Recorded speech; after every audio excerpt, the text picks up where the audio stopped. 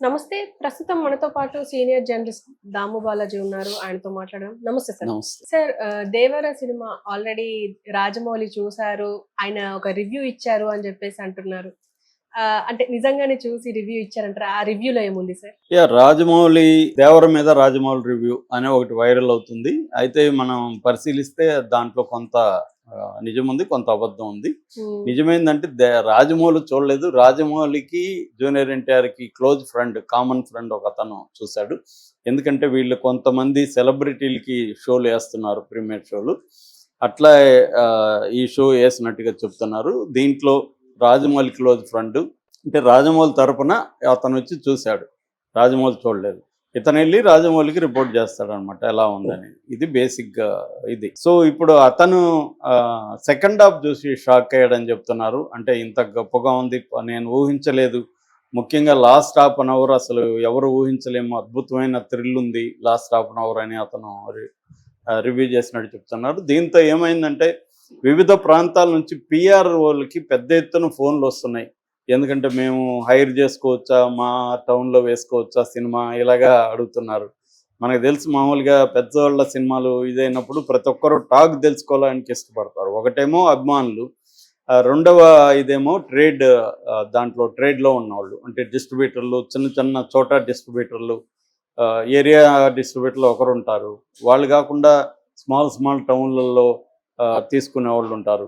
వీళ్ళందరికీ ఏంటంటే హైదరాబాద్ నుంచి టాక్ ఎలా ఉంది అనేది తెలుసుకోవాలని ల్యాబుల్లో, ఎయిటింగ్ సూట్లలో, తర్వాత మన సెన్సార్ సర్టిఫికేట్ ఇచ్చేటప్పుడు ఇలాగా ఎవరైనా ప్రీవియస్ ఉంటే వాళ్ళని ఇలాగ పట్టుకోవడానికి ట్రై చేస్తూ ఉంటారు. సర్కిల్ని మెయింటైన్ చేస్తున్నారు.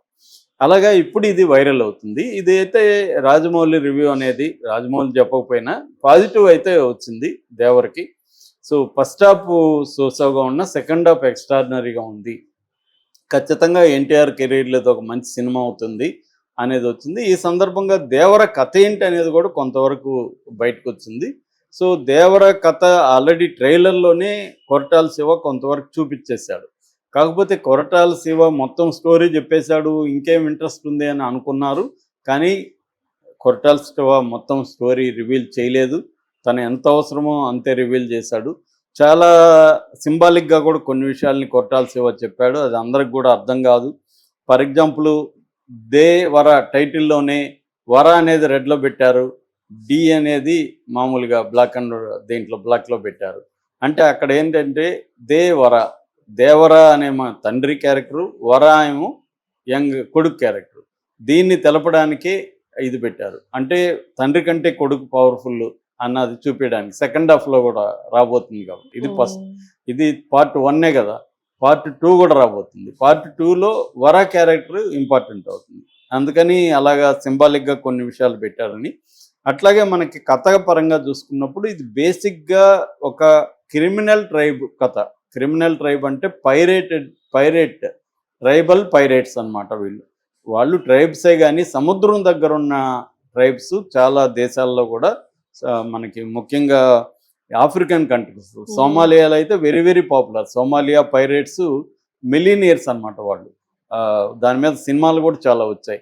సో వాళ్ళు ఏం చేస్తారు, సముద్రం మీద వాళ్ళకి పట్టు ఉంటుంది, వాళ్ళకి అండర్స్టాండింగ్ ఉంటుంది, టెక్నాలజీ అన్నీ తెలుసు.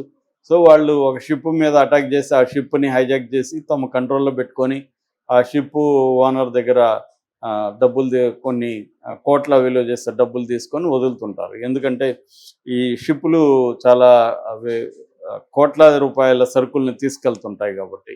అట్లాగే క్రూ ప్రాణాలు కూడా వెరీ ఇంపార్టెంట్. అందువల్ల అదే ప్రొఫెషన్గా వాళ్ళు బతుకుతుంటారు సోమాలియా ట్రైబ్స్. అట్లా వీళ్ళు ఏం చేశారంటే ఒక సముద్రం దగ్గరున్న ఒక ట్రైబల్ విలేజెస్, దాదాపు 10 విలేజెస్ ఉంటాయని చెప్తున్నారు. సో ఈ విలేజెస్ ట్రైబ్స్ అనే వాళ్ళకి భయం అనేది తెలియదు జీవితంలో. సో వాళ్ళకి ధైర్యం మాత్రమే ఉంది. ఆ ధైర్యం ఏంటంటే దొంగతనం చేసే ధైర్యం, ప్రాణాలు తీసే ధైర్యం. అటువంటి ట్రైబుల్లో భయాన్ని పరిచయం చేస్తాడు ఎన్టీఆర్.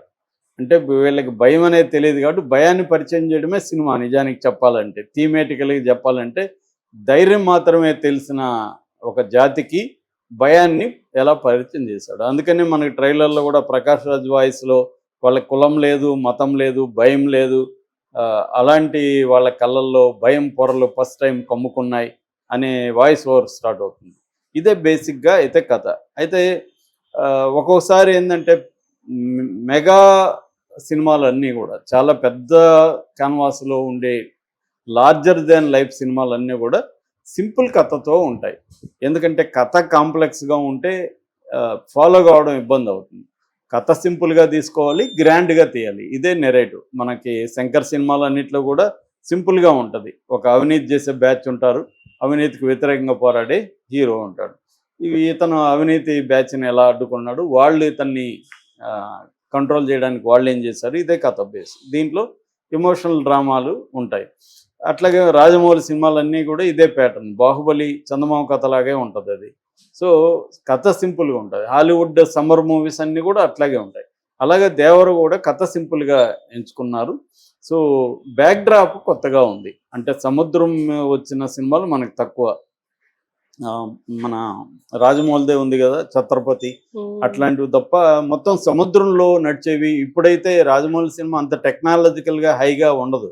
ఛత్రపతి ఇదైతే టెక్నాలజికల్గా హైగా ఉంటుంది. దాదాపు 30-35 రోజులు అండర్ వాటరు, అబవ్ వాటరు వీటి మీదే తీశారనమాట. అందువల్ల మనకి షార్కులు మీద రైడింగ్ అవన్నీ కూడా లేవు. మనకి ఏమన్నా ఉంటే ఏనుగు, గుర్రము ఇవి ఉంటాయి. షార్క్ మీద రైడ్ అనేది కొత్త కాన్సెప్ట్. ఇలాగా అంటే కథని సింపుల్గా తీసుకొని బ్యాక్గ్రౌండ్ని ఇంట్రెస్టింగ్గా ప్రజెంట్ చేయడం, అట్లాగే కథలో కూడా ఒక ఎలిమెంట్, స్టోరీ ఎలిమెంట్ని, స్టోరీ వరల్డ్ అంటారు, ఆ కథా ప్రపంచం, దాన్ని కొత్తగా ప్రజెంట్ చేయడం అనేది కొరటాల శివ చేశాడని చెప్తున్నారు. సో ఇప్పుడు ఈ రాజమౌళి ఫ్రెండ్ చెప్పిన రివ్యూ ప్రకారం ఏంటంటే దేవర, వర, బైర ఈ ముగ్గురు మధ్య కథ నడుస్తుంది. బైర అంటారు అతని. సో బైర సైఫ్ అలీ ఖాన్. మామూలుగా 2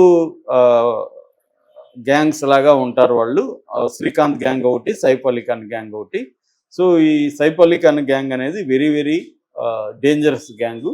ఇటువంటి గ్యాంగ్ ఏంటంటే వాళ్ళని షిప్పుల్లో వెళ్ళే వాళ్ళని చంపేసి దాన్ని దోచుకుంటుంటారు.